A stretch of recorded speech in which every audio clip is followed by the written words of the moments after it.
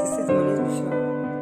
Welcome to my YouTube channel. दोस्तों, आज मैं बात करने वाला हूँ जो इंग्लिश लिटरेचर के पीरियड्स हैं। तो आज हम बात करेंगे पीरियड्स ऑफ इंग्लिश लिटरेचर के विषय में। जो इंग्लिश लिटरेचर है उसके जो पीरियड्स हैं वो कई भागों में बांटे गए हैं।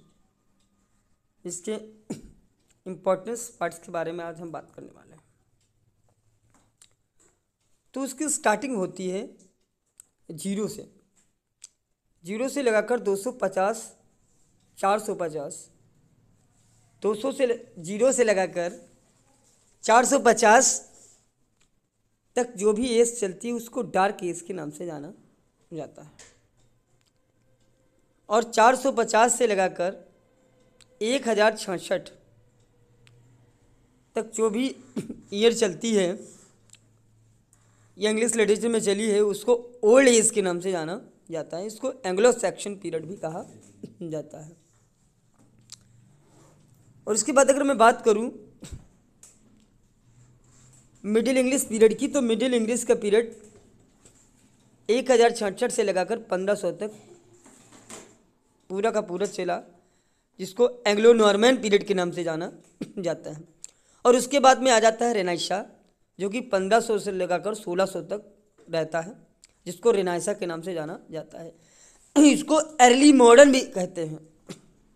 और इसके बाद में शुरुआत होती है 1558 से लगाकर 1603 तक चलता है आपका एलिजाबेथन एज इंग्लिश हिस्ट्री में। और उसके बाद में 1600 से लगाकर 1603 से लगाकर 1625 तक जैकोबियन एज के नाम से फेमस है इंग्लिश हिस्ट्री के क्षेत्र में। और उसके बाद आती है आपकी कैरोलाइन एज आती है 1625 से लगाकर 1649 तक, और इस एज को कैरोलाइन एज के नाम से जानते हैं। और फिर इसी के जस्ट तुरंत बाद आपकी एक नई एज स्टार्ट होती है जिसको कॉमनवेल्थ पीरियड के नाम से जानते हैं। और ये 1649 से लगाकर 1660 तक रहती है। इसको प्यूरिटन एज भी कहा जाता है। फिर 1660 से लगाकर 1798 एक नया युग होता है पोइट्री के लिए, जिसको नियोक्लासिकल पीरियड के नाम से जानते हैं इंग्लिश लिटरेचर में। और उसके बाद में आपकी एक और एज आती है 1660 से लगाकर 1700 तक चलती है वो एज, जिसको द रेस्टोरेशन एज के नाम से जानते हैं। और तुरंत इसी के बाद 1700 से लगाकर 1745 तक एक एज स्टार्ट होती है जिसको अगस्टन एज के नाम से जानते हैं। और इसको the age of Alexander Pope और ड्राइडन की एज भी जानी के नाम से भी जाना जाता है। और इसी के क्रम में 1745 से लगाकर 1798 तक द एज ऑफ सेंसिबिलिटी के नाम से जानी जाती है, जिसको एज ऑफ डॉक्टर जॉनसन भी कहा जाता है। इस एज को एज ऑफ डॉक्टर जॉनसन भी कहा जाता है। और इसी के क्रम में अगर हम आगे बढ़ेंगे दोस्तों, तो 1798 से लगाकर 1837 तक जो एज रही है हमारे इंग्लिश हिस्ट्री में, उसको रोमांटिक पीरियड के नाम से जानते हैं। ये रोमांटिक पीरियड बहुत ज़्यादा फेमस एज रही है इंग्लिश हिस्ट्री की। और 1837 से लगाकर 1901 तक की जो एज रहती है उस एज को विक्टोरियन पीरियड के नाम से जाना जाता है। ये विक्टोरियन पीरियड नॉवेल्स के लिए बहुत ज़्यादा फेमस था। और इसी के क्रम में अगर हम आगे बढ़ेंगे तो थोड़ा सा हम देखते हैं 1848 से लगाकर 1860 तक की जो एज रही है वो आपकी एज द प्री रेफ्लाइटिस रही है। प्री रेफ्लाइट्स भी इसको कहते हैं, प्री रेफ्लाइटिस के नाम से जानी जाती है।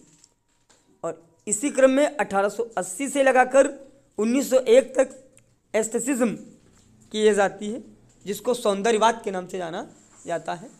हिंदी में अगर हम बात करें तो उसको सौंदर्यवाद के नाम से जानते हैं। फिर 1901 मतलब 1901 से लगाकर 1945 तक जो एज रहती है उसको मॉडर्न पीरियड के नाम से जाना जाता है। और 1901 से लगाकर 1914 तक जो एज रही है एडवर्डियन पीरियड के नाम से जाना जाता है। उसके बाद में लास्ट में अगर हम देखें तो 1910 से लगाकर 1936 तक की जो एज रहती है उसको जॉर्जियन पीरियड के नाम से जानते हैं, और 1945 से लगाकर और अब तक जो एज आगे उसकी चलती है उसको पोस्ट मॉडर्निज्म के नाम से जानते हैं। तो दोस्तों इस तरीके से हमने आपसे डिस्कस किया कि किस तरह से जो इंग्लिश लिटरेचर के पीरियड्स हैं एक क्रमबद्ध तरीके से और कब से कब तक चले, वो सारा का सारा मैंने रिकॉर्ड इस वीडियो में बताया है। अगर आपको कोई फिर भी समझने में असुविधा हो रही है तो आप कमेंट करके ज़रूर बताइएगा। और वैसे इसका एक मेरा वीडियो पहले से ही पड़ा हुआ है और मुझे उम्मीद है कि आपको पूरी तरीके से ये समझ में आ गई होगी। और जो बीए वैसे तो सभी क्लास के लिए बहुत ज़्यादा इम्पोर्टेंट है, आप बीए पार्ट 1 से हो या बीए पार्ट 2 से हो या 3 से हो या लखनऊ यूनिवर्सिटी के किसी भी सेमेस्टर से हो, बट स्पेशली वीडियो ये जो भी कानपुर